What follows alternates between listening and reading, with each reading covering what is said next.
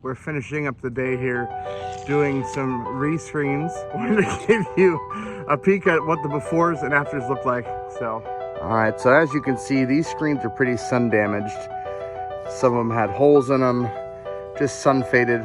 Also, the spline is very brittle, dried out.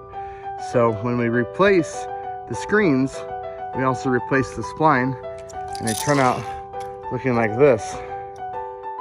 So if you have dry, brittle, torn, sun-beaten screens, let us get them all brand new for you so you can open up your windows and not have any uninvited guests.